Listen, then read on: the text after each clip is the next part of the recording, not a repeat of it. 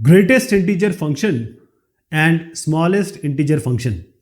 Greatest integer function is also called as floor function and smallest integer function is ceiling function. First of all, let us understand what is floor and what do we mean by ceiling. So this is a number line. We always, from left to right, the right number increases.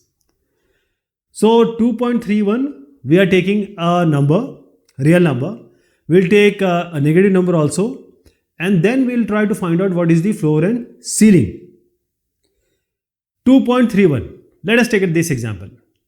Please remember, floor and ceiling will always give you the result as integer. That is, if y is equal to fx is the function, the domain will be all real number because any number is possible. We can give any number. Any number can be given. But the range is, this function is saying always the range will be z. Z means integer value, integral value. So the range will be only integers, integral value, whether it be floor or ceiling value, right? Let us take the example now. 2.31. This is 2.31. Now if you are standing here, say at your house, and this is your floor, it can be a wooden floor, it can be a cemented floor, concrete floor. So this is your floor, and this is how we have analogy from it.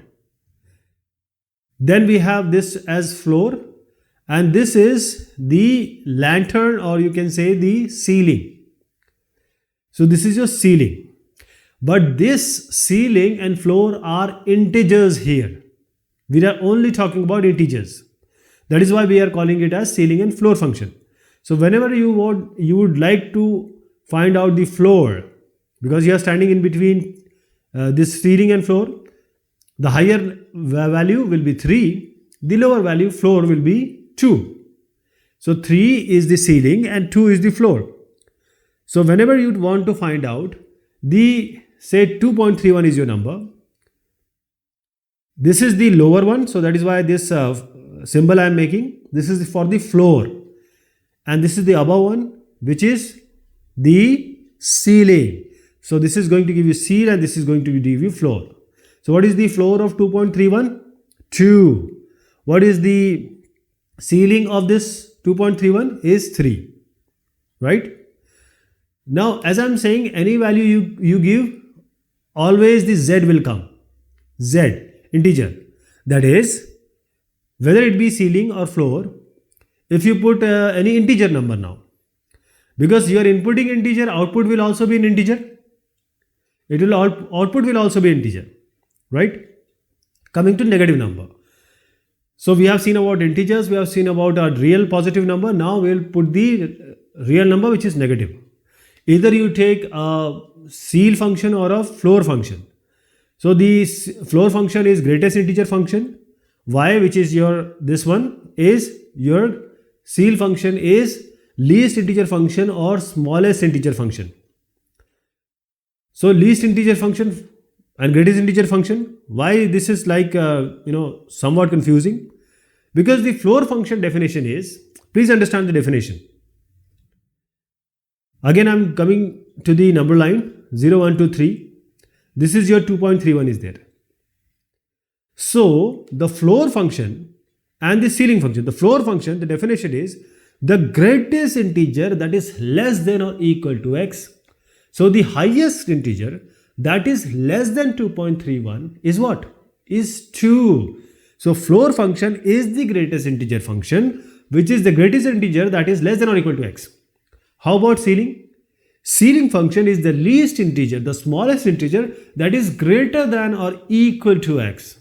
So by the definition, 3 will come. Okay, that is, the understanding is different and the reality is different here. So floor is, if the normal way we think, floor has to be lower one and the ceiling should be the higher one, but this is not the case. This is other way around. Greatest integer function is the floor function, which is the greatest integer that is less than or equal to x, and the ceiling function is the least integer or smallest integer function that is greater than or equal to x.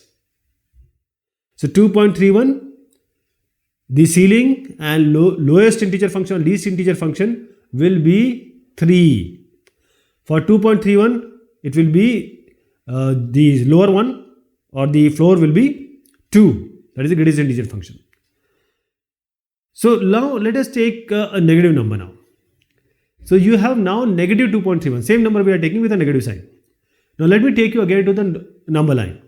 You see here from left to right, the numbers are increasing. So if you take negative 2 and negative 3, which is higher number? Which is higher number? Negative 2 is higher.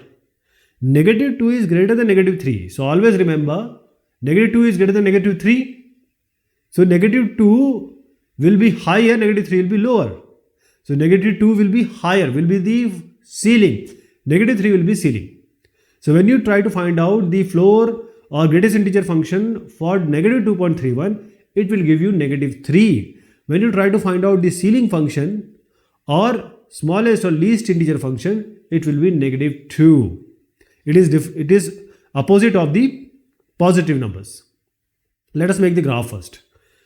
So this graph will be a step function. This is a step kind of figure if you see.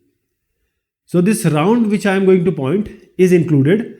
The hollow circle is not included. So we'll take the floor function and we'll take the ceiling function, and then we'll take one of these step and try to understand how these steps are being formed, how different steps are being formed. So let us take 1 and 2. What is going to come between 1 and 2? So 1, 1.25, 1.5 and 1.75. These are x values. What are the y values for this? For 1 it will be 1 only. For 1.25 it will be 1. For 1.5 it will be 1. For 1.75 it will be 1. For 2 it will be 2. Okay. So I am taking these values here, 1.25, 1.5, 1.75, and this is 2. For 1 it will be 1. For x 1, y will be 1. I am taking the x values and corresponding y value, trying to find out using this floor function or greatest integer function. So for x 1, y is 1. Let me make a mapping here or a table here to be more precise. x1, y1, x 1.25, what will be y? It will be floor function, so 1 will come. 1.25 is between 2 and 1, so 1 will come.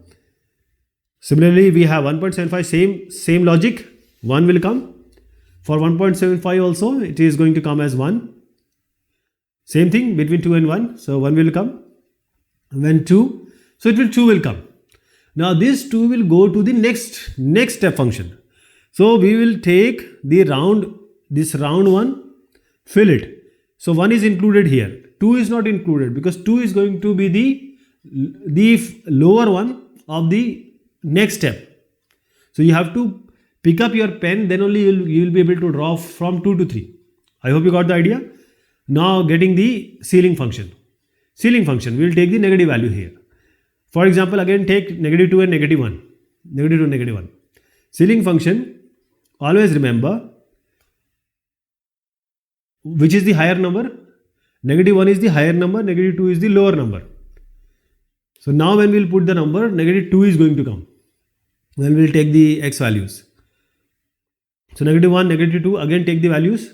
Negative 1, negative 2, we are taking values in between. Negative 1.25, negative 1.5 and negative 1.75.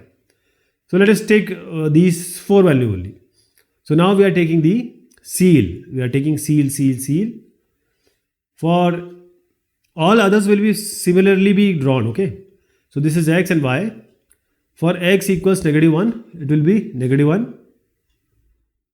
For x equals negative 1.25, y will be, what will be ceiling? Negative 1. Negative 1, ceiling we are going to find out, okay. So negative 1. For negative 1.5 also it will be negative 1. For negative 1.75 it will be 1. Always will take the ceiling. And when we take negative 2, it's going to be negative 2 because it is an integer. But this will not going to include here because it will go into this next step. So this negative 1, let us mark it. It's a proper point. 1.25 it is negative 1, 1.75 it is negative 1, and for negative 2 we are taking it but we are not including it, so it's a round one, hollow. So negative 2 will go to the next one, so negative 2 to negative 3, same thing we are going to do, always negative 2 will come. Okay, so this is how you make the graph. Okay, this is all about floor, ceiling, smallest, least, and greatest integer function. Thank you so much. Take care of yourself.